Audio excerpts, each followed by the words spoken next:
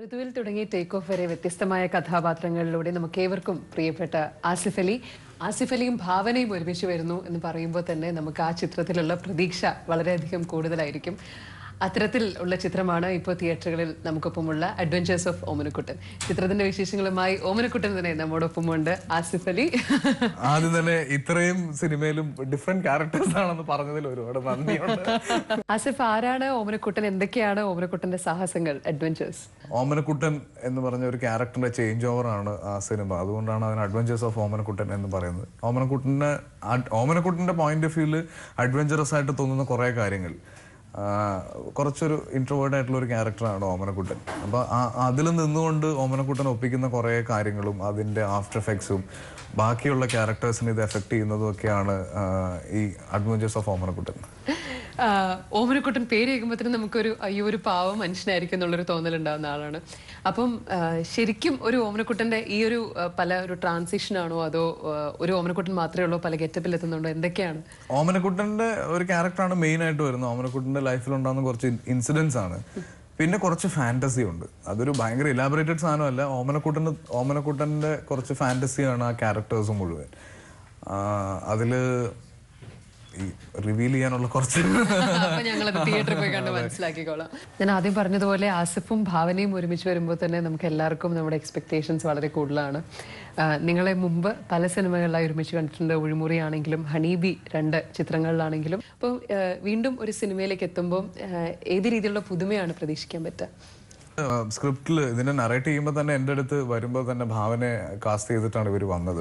കാര്യം ഈ ഓമനക്കുട്ടനുമായിട്ടുള്ള ഒരു ഭയങ്കര റാപ്പോ ഈ പല്ലവി എന്ന് പറഞ്ഞ ക്യാരക്ടറിനുണ്ട്, ഭാവന ചെയ്യുന്ന ക്യാരക്ടർ. അപ്പൊ ആ ഓൺ സ്ക്രീൻ കെമിസ്ട്രി ഭയങ്കരമായി ഡിമാൻഡ് ചെയ്യുന്നുണ്ട്. അപ്പൊ അത്രയും വൈബുള്ള ഒരു പാർട്ണർ ആയിരിക്കണം എന്ന് ഇവർക്ക് തന്നെ ആദ്യം തോന്നിയിട്ട് ഇവർ ഭാവന എടുത്ത് നറേറ്റ് ചെയ്യുന്നത്.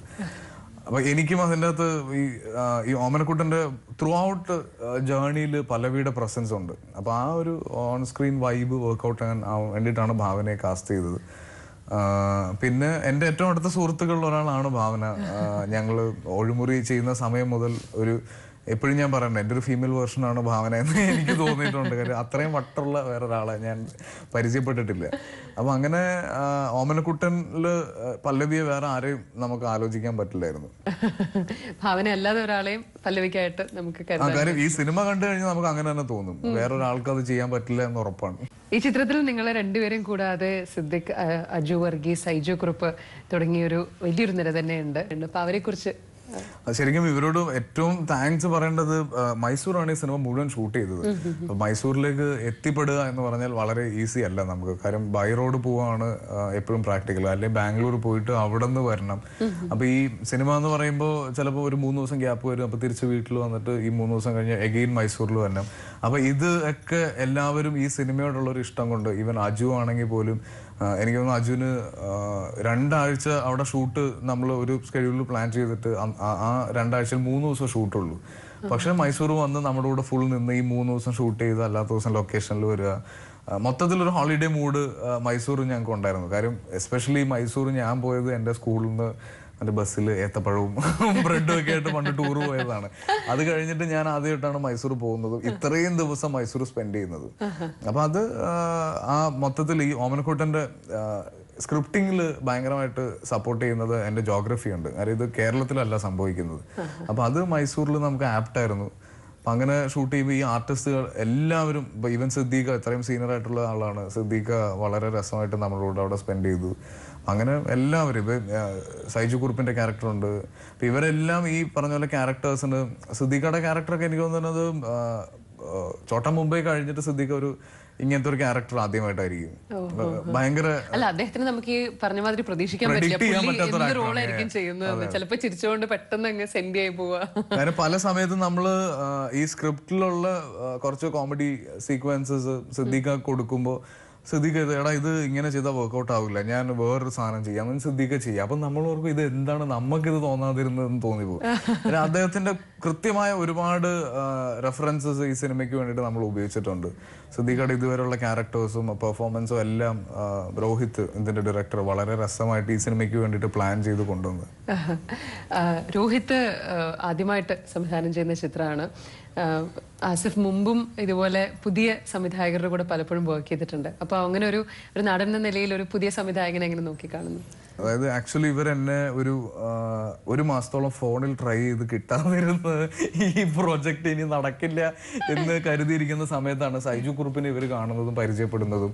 അപ്പൊ സൈജുവിന്റെ അടുത്ത് ഇവര് ഈ ക്യാരക്ടറിനെ പറ്റിയും ഈ സ്ക്രിപ്റ്റിന്റെ ഒരു വൺ ലൈനും പറഞ്ഞു. അപ്പൊ സൈജു ഒരു ദിവസം എന്നെ മെസ്സേജ് ചെയ്തു, അത്യാവശ്യമായിട്ട് എനിക്കൊന്ന് സംസാരിക്കണം, ഫ്രീ ആകുമ്പോൾ ഒന്ന് വിളിക്കുന്നു. അപ്പൊ ഞാൻ ഈ മെസ്സേജ് കാണുന്നത് 2 ദിവസം കഴിഞ്ഞിട്ടാണ്.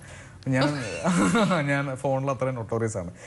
ഞാൻ സൈജുവിനെ വിളിച്ചു, എന്താണ് എന്ന് ചോദിച്ചപ്പോൾ സൈജുവിന് ഞാൻ ഒരു സ്ക്രിപ്റ്റ് കേട്ടിട്ടുണ്ട്. അപ്പോൾ സൈജുവിനെ പോലത്തെ ഒരു ആക്ടർ, ഒരു ആർട്ടിസ്റ്റ് ഒരിക്കലും അങ്ങനെ വെറുതെ ഒരു സ്ക്രിപ്റ്റിന്റെ എക്സൈറ്റഡ് ആയിട്ട് റെഫർ ചെയ്യില്ല. അപ്പൊ ഞാൻ അത് ഓക്കെ എന്നാ ഒന്ന് കേൾക്കാം എന്ന് പറഞ്ഞിട്ടാണ് ഞാൻ ഈ സ്ക്രിപ്റ്റ് കേൾക്കുന്നത്. പക്ഷെ ഒരു പക്ക റോം കോം വേർഷൻ എന്ന് നമ്മൾ കാറ്റഗറൈസ് ചെയ്യുന്ന രീതിയിലുള്ള ഒരു പടം മലയാളത്തിൽ ഞാൻ അങ്ങനെ ഒരു സ്ക്രിപ്റ്റ് കേട്ടിട്ടില്ല. അപ്പൊ അത് കറക്റ്റ് ആയിട്ട് അതിന്റെ ഒരു ബോളിവുഡ് മസാല എന്ന് പറയാവുന്ന രീതിയിലുള്ള എല്ലാ ഫാക്ടേഴ്സും ഉള്ളൊരു സിനിമയായിട്ട് എനിക്ക് തോന്നി. അപ്പൊ അത് സൈജു ആണ് ശരിക്കും ഇതിന്റെ ഒരു പ്രൊജക്ട് ഡിസൈനർ. ഈ ഒരു മാസത്തോളം അവർ ട്രൈ ചെയ്ത് ഫോണിൽ കിട്ടിയില്ല എന്ന് പറഞ്ഞു. സൈജുവിന്റെ മെസ്സേജ് 2 ദിവസം കഴിഞ്ഞിട്ടാണ് കാണുന്നതെന്ന് പറഞ്ഞു. ഈ ഫോണൊക്കെ മാറ്റി വെച്ചിട്ട് എവിടെയായിരുന്നു ഇത്രയും നാളും? ഞാൻ ഷൂട്ടിലാണെങ്കിലാണ് ഇത് സംഭവിക്കുക. കാരണം ഒരു ഫിലിം ഷൂട്ട് ചെയ്യുന്ന ടൈമിൽ എനിക്ക് പുറം ലോകമായിട്ട് വളരെ മിനിമം ബന്ധം ഉണ്ടാവുള്ളൂ. ഒരു ഷൂട്ടാണെങ്കിൽ ആ ക്രൂവിന്റെ കൂടെ ആയിരിക്കും കൂടുതൽ സമയം. അപ്പൊ ആ സമയത്ത് ഫോൺ ഉപയോഗം വളരെ പണ്ടേ ഈ ജനറേഷനിലുള്ള ഒരാളിൽ നിന്ന് പ്രതീക്ഷിക്കാത്തൊരു കാര്യമാണ്.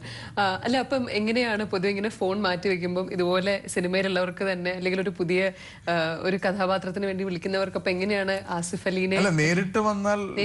അതെ, ഞാനും പ്രിഫർ ചെയ്യുന്നത് അതാണ്. ഒരു ഫോണ് കൂടെ ഒരു അപ്പോയിന്റ്മെന്റ് എടുക്കുക എന്നുള്ളത് മാത്രമാണ് ഫോണിന്റെ ആവശ്യമുള്ളൂ. അപ്പൊ നേരിട്ട് വന്ന് കണ്ട് ഞാനൊരു ഡേറ്റ് പറഞ്ഞാൽ ആ ഡേറ്റിൽ ഒരു മീറ്റിംഗ് പ്ലാൻ ചെയ്യാം. ഒരു ക്ലാരിറ്റി ഉണ്ടാവും. ഏകദേശം വളരെ നാളെടുത്ത് ഷൂട്ട് ചെയ്ത ഒരു സിനിമയാണ് ഇതെന്നും കേട്ടിരുന്നു. അതിനെ കുറിച്ച് എന്താണ് പറയാനുള്ളത്?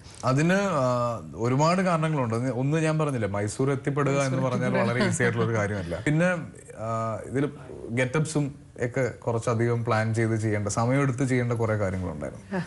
അങ്ങനെ കുറച്ച് പ്രശ്നങ്ങളൊക്കെ ആയിട്ട് ഇങ്ങനെ. ആസിഫിന് നമ്മള് ഇപ്പൊ ഒരു സ്ഥിരം ഒരു നായകൻ എന്നതിനപ്പുറത്തേക്ക് നമ്മൾ പല വേഷങ്ങൾ കാണാറുണ്ട്. എസ്പെഷ്യലി ഇപ്പം ടേക്ക് ഓഫിന്റെ കാര്യം പറയുകയാണെങ്കിൽ വളരെ ഇമ്പോർട്ടൻ്റ് ആയിട്ടുള്ള ഒരു റോളിലെത്തി. ഇതുപോലെ തന്നെ ഒരുപാട് സിനിമകളിൽ ഇപ്പം ട്രാഫിക്കിലാണെങ്കിൽ പോലും കുറേ ആൾക്കാരുണ്ടായിരുന്നു. അതിൽ വളരെ പ്രധാനപ്പെട്ട ഒരു വേഷം ചെയ്തു. ഇപ്പം നെഗറ്റീവ് ചെയ്യാറുണ്ട്, ഇതുപോലെ തമാശ ചെയ്യാറുണ്ട്, പാവം പിടിച്ച ആസിഫിലായിട്ട് കാണാറുണ്ട്. അപ്പൊ എങ്ങനെയാണ് ക്യാരക്ടേഴ്സ് ചൂസ് ചെയ്യുന്നത്? എങ്ങനെയാണ് ക്യാരക്ടേഴ്സ് ചൂസ് ചെയ്യുന്നത്? സ്ക്രിപ്റ്റ്, ഡയറക്ടർ, ഇവര് രണ്ടുപേരുമാണ് ഒരു മിനിമം ക്രൈറ്റീരിയ ആയിട്ട് ഞാൻ വെക്കുന്നത് ഒരു സിനിമയ്ക്ക്.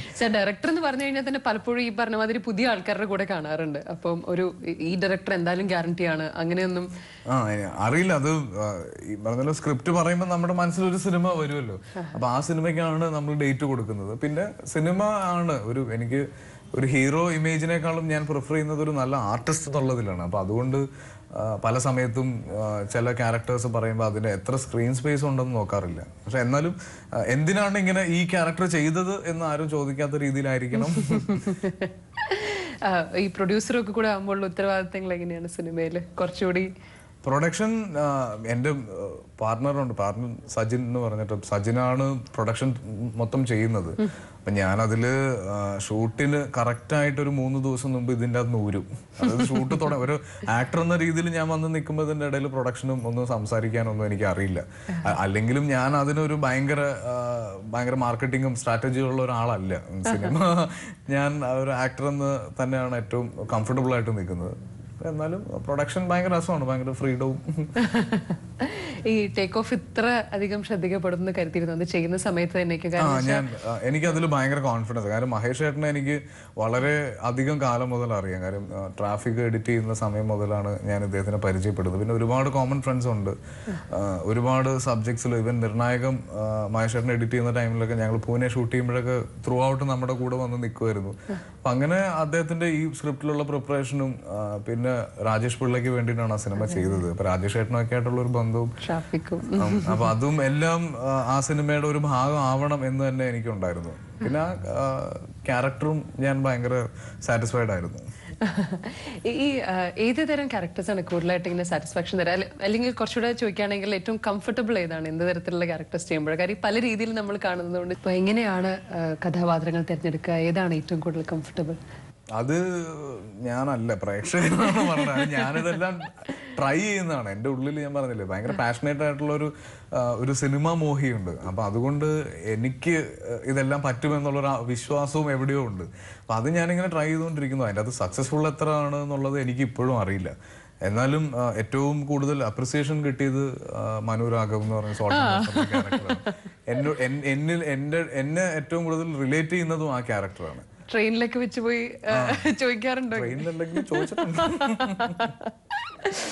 അത്തരത്തില് അങ്ങനെ ലൈഫിൽ ഏതെങ്കിലും ഈ ഏതെങ്കിലും മൊമെന്റ്സ് ഇങ്ങനെ സിനിമയിൽ അഭിനയിക്കേണ്ടതായിട്ട് വന്നിട്ടുണ്ടോ? ശരിക്കുള്ള ജീവിതത്തിൽ സംഭവിച്ചിട്ടുള്ള കാര്യങ്ങൾ? പിന്നെ ഒരുപാട് സീക്വൻസസ്. ഇപ്പം അനുരാഗ് കരിക്കൻ വെള്ളത്തിലൊക്കെ പല സീക്വൻസസും ഒക്കെ എന്റെ ലൈഫിൽ. അനുരാഗ് കരിക്കൻ വെള്ളത്തിൽ ഏത് സീക്വൻസ് ആണ് എന്റെ വൈഫ് ഇത് കാണുന്നു.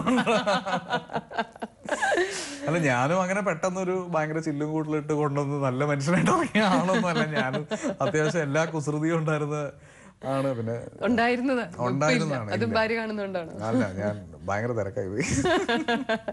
വന്നപ്പോ തൊട്ട് ശ്രദ്ധിക്കാണ് ഇങ്ങനെ കയ്യിൽ എന്താ ചെയ്തത്. അത് എന്റെ ഒരു ചില കാര്യങ്ങൾ അങ്ങനെ പറഞ്ഞു, അത് അറിയാൻ വേണ്ടി ചോദിച്ചതാണ്. അല്ല, ഇത് ശരിക്കും ആദുന്റെ ആണ്, മോന്റെ ആണ്. അത് മോന്റെ ടോയ് ആയിട്ട് ഇറങ്ങിയതാണ്.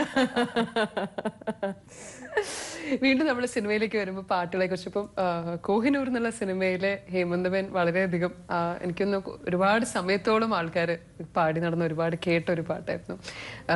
അതുപോലെ ആസിഫ് അലി ഭാവന എന്ന് പറയുമ്പോൾ ഒഴിമുറിയിലെ സോങ് ഇതുപോലെ ആ സമയത്ത് വളരെയധികം ഹിറ്റായതാണ്. അപ്പൊ ഈ ചിത്രത്തിലെ പാട്ടുകളെ കുറിച്ച് എന്താണ് പറയാനുള്ളത്? പാട്ടുകൾ 3 പാട്ടുകളാണ് ഉള്ളത്. അത് സിറ്റുവേഷനിലാണ്. അങ്ങനെ ഒരു ഭയങ്കര റൊമാൻസ് അങ്ങനത്തെ ട്രാക്സ് ഒന്നും ഇല്ല. പിന്നെ ഇതിന്റെ ഒരു മൊത്തം നറേഷനും കുറച്ച് ഈ ഓമനക്കുട്ടൻ എന്ന് പറഞ്ഞ ക്യാരക്ടറിന്റെ ട്രാൻസ്ഫോർമേഷൻ ആണ് ഈ സിനിമ ത്രൂ ഔട്ട് കാണിക്കുന്നതും. ഇത് പല്ലവിയുടെ ലൈഫിനെ ഇയാൾ എങ്ങനെ ഇൻഫ്ലുവൻസ് ചെയ്യുന്നു തിരിച്ചും എല്ലാം. അത് ആയതുകൊണ്ട് അങ്ങനെ ഒരു റൊമാൻസിനുള്ള ഒരു ഭയങ്കര സ്പേസ് ഒന്നും ഇല്ല. വളരെ റിയലിസ്റ്റിക് ആയിട്ടുള്ള ഒരു നറേഷനാണ്. അതുകൊണ്ട് പാട്ടുകൾ ഈ സിറ്റുവേഷനിലായിട്ട് പോകുന്നതേ ഉള്ളൂ. പോകുന്ന പാട്ടുകളാണ്. ആദ്യം ഒരു ടീച്ചർ വന്നതിൽ കണ്ടത് ഭാവനെ മാത്രം നമ്മൾ കാണിക്കുന്ന ഒരു ബ്രൈഡൽ വേഷത്തിലൊക്കെ പോലെ നിന്നിട്ട് ഇങ്ങനെ. അത് ഭയങ്കര രസമാണ്. കാര്യം ആ വേഷമാണ് ഓൾമോസ്റ്റ് സെക്കൻഡ് ഹാഫിൽ, ലൈക്ക് സിനിമയിലൊരു 40 മിനിറ്റ്സോളം ആ കോസ്റ്റ്യൂമാണ്. അതായത് ഒരു മിനിമം 10-25 ദിവസം ഭാവന ആ കോസ്റ്റ്യൂം ഇട്ട് ഷൂട്ട് ചെയ്തിട്ടുണ്ട്. അതൊരു പ്രോപ്പർ കല്യാണ ഡ്രസ്സാണ്. ബാംഗ്ലൂരിൽ നിന്ന് ഒരു ഡിസൈനർ വന്ന് ചെയ്തത്. അതിന്റെ ഏതാണ്ട് 12 കിലോ ആണ് ആ ഡ്രസ്സിന്റെ വെയിറ്റ്. ഫുൾ അതിന്റെ ഡെക്കറേഷൻസും എല്ലാം ആയിട്ട്. കണ്ടിന്യൂറ്റി നോക്കണം. ഈ ഡ്രസ്സ് ഇട്ടുകൊണ്ട് ഒരു ഓട്ടമുണ്ട്. ഒരു വലിയ അമ്പലത്തിന്റെ ഭയങ്കര സ്റ്റെപ്സ് ഒക്കെ ഉള്ള ഒരു മലയുടെ മുകളിലുള്ള അമ്പലമുണ്ട്. അതിൽ നിന്ന് ഭാവന ഓടി ഇറങ്ങുന്നുണ്ട് ഈ ഡ്രസ്സൊക്കെ ഇട്ട്. രാവിലെ എനിക്ക് തന്നെ സങ്കടം വരും. ഇവള് ഇതൊക്കെ ഇട്ട് പൊക്കി പിടിച്ച് വന്ന് നിൽക്കണം, മേത്ത് മുഴുവൻ ഒരഞ്ഞു പൊട്ടി. പക്ഷെ ഈ ഞാൻ പറഞ്ഞില്ലേ, ഒരു ഭയങ്കരമായ ഒരു വൈബ് ഈ ഫിലിം ഷൂട്ട് ചെയ്യുമ്പോൾ എല്ലാവർക്കും ഉണ്ടായിരുന്നു. അത് ആണ് അങ്ങനെ ഒരു എഫേർട്ട് എല്ലാവരുടെ ഭാഗത്തുനിന്ന് വിടാൻ. ഇപ്പൊ എന്റെ തന്നെ ഇത് ഒരു 5 ഷെഡ്യൂളിലായിട്ടാണ് ഫിലിം ഷൂട്ട് ചെയ്തത്. അതിന്റെ ഇടയിൽ പല ഗെറ്റപ്പിൽ ഞാൻ തന്നെ സിനിമ ചെയ്തത്. അപ്പൊ അത് കഴിഞ്ഞ് തിരിച്ച് ഓമനക്കുട്ടനിലേക്ക് പോകാൻ, ഈ ഓമനക്കുട്ടന്റെ ഗെറ്റപ്പ് എന്ന് പറഞ്ഞാൽ വളരെ മുടിയൊക്കെ ചീകി വളരെ ഉണ്ണിക്കുട്ടൻ എന്നൊക്കെ നമ്മൾ പറയുന്ന പോലത്തെ ഒരാളാണ്. അതെ അതെ അത് തന്നെ. അപ്പൊ അത് നമ്മൾ ഇതിന്റെ ഒരു ക്യാരക്ടർ സ്കെച്ച് ചെയ്യുന്ന ടൈമിൽ ഞാൻ നേരത്തെ ഒരു ഇന്റർവ്യൂവിൽ പറഞ്ഞു, അത് എപ്പോഴും ഇപ്പൊ ഒരു സ്വന്തമായിട്ടൊരു സ്റ്റൈൽ കോൺഷ്യസ് അല്ലാത്ത ഒരാളുണ്ടെങ്കിൽ അയാളുടെ സ്റ്റൈൽ എപ്പോഴും അയാളുടെ അമ്മ എങ്ങനെയാണോ അയാളെ റെഡിയാക്കിക്കൊണ്ടിരുന്നത്, സ്കൂളിൽ പോകുന്ന ടൈമിൽ മുടിയൊക്കെ ചീക്കി തരില്ലേ, അതായിരുന്നു ഓമനക്കുട്ടന്റെ റെഫറൻസ്. എനിക്ക് തന്നെ പല സമയത്തും കണ്ണാടിയിൽ നോക്കുമ്പോൾ ഇത് ഷൂട്ട് ചെയ്യുന്നത് മൈസൂറാണ്. മൈസൂർ ഭാവന കന്നഡ ഫിലിംസ് ഒരുപാട് ചെയ്തിട്ടുണ്ട്. ലൈക്ക് 3 സിനിമകൾ ചെയ്ത് 3 അവിടെ 100 days ഓടിയ സിനിമകളാണ്. അപ്പൊ ഞങ്ങളവിടെ ഷൂട്ട് ചെയ്യുമ്പോൾ ഭാവനയെ കാണാൻ വേണ്ടി ഭയങ്കര ക്രൗഡും ആളുകൾ വന്ന് നിന്ന് ഫോട്ടോഗ്രാഫ് എന്നൊക്കെ പറഞ്ഞിട്ട്. അപ്പൊ ഇവരെല്ലാം ഇത് കഴിഞ്ഞിട്ട് ഹീറോ ആര് എന്ന് ചോദിക്കുമ്പോൾ ഞാൻ ഈ ഓമനക്കുട്ടൻ ഗെറ്റപ്പൊക്കെ ആയിട്ട് ഒരു സൈഡിൽ ഇങ്ങനെ നിൽക്കുന്നുണ്ട്. അപ്പൊ ഞാൻ കണ്ടിട്ടുണ്ട് ഒരാൾ ഇവരാ ഹീറോ ചോദിക്കുന്നത്. അപ്പൊ അത് ശരിക്കും അത് ആ ക്യാരക്ടറിന്റെ എനിക്ക് ഭയങ്കര കോൺഫിഡൻസ് ആയിരുന്നു അത്. പിന്നെ അത് കഴിഞ്ഞ് പല സമയത്തും ഞങ്ങൾ ഷൂട്ട് കഴിഞ്ഞിട്ട് അവിടെ മോൾ ഓഫ് മൈസൂർ എന്ന് പറഞ്ഞൊരു ഷോപ്പിംഗ് മോൾ ഉണ്ട്. അപ്പൊ ഞാനും ഭാവനയും കൂടെ അതിന്റെ ഫ്രണ്ടിൽ ഷൂട്ട് ചെയ്യുമ്പോൾ ഞങ്ങൾ ഒരു ദിവസം ഭക്ഷണം കഴിക്കാൻ വേണ്ടി ഞാൻ ഈ ഗെറ്റപ്പിൽ ഇതിൽ കയറിപ്പോയി. കുറച്ച് മലയാളി പിള്ളേർ വന്നിട്ട് ഭാവനയെ മാത്രം കണ്ട് ഫോട്ടോ എടുത്തു പോയി. അവർക്ക് പോലും എന്നെ കണ്ടിട്ട് മനസ്സിലായില്ല. ഫുൾ അതിന്റെ ബോഡി ലാംഗ്വേജും എല്ലാം രോഹിത് അത് കറക്റ്റ് ആയിട്ട് പ്ലാൻ ചെയ്ത് ചെയ്യിച്ചു. ഈ ഓമനക്കുട്ടൻ ആരെങ്കിലും ഫ്രണ്ട്സ്, ഈ ഓമനക്കുട്ടന്മാരുണ്ടായിരുന്നു ഫ്രണ്ട്സ് സർക്കിളിൽ? അത് നമ്മുടെ ഞാൻ അവനോട് പറഞ്ഞിട്ട്, ഞങ്ങളുടെ എഡിറ്റർ ഉണ്ട് ലിവിങ്സ്റ്റൺ എന്ന് പറഞ്ഞിട്ട്, ലിവിനെ ഞങ്ങൾ എപ്പോഴും കളയാം. ലിവി ഭയങ്കര നേർഡാണ്, ഭയങ്കര ടെക്കി, അങ്ങനത്തെ ഒരു പ്രോപ്പർ എഡിറ്റർ, ഫുൾ ടൈം കമ്പ്യൂട്ടറിൽ ഇരിക്കുന്നത്. അപ്പൊ അതിന്റെ ലിവിയുടെ കുറെ സാധനങ്ങൾ, അവന് അപ്പിയറൻസും അതും മാനറിസംസും അല്ല, എന്നാലും ലിവിയുടെ ഒരു റെഫറൻസ് കുറെ ഏരിയയിൽ വന്നിട്ടുണ്ട്.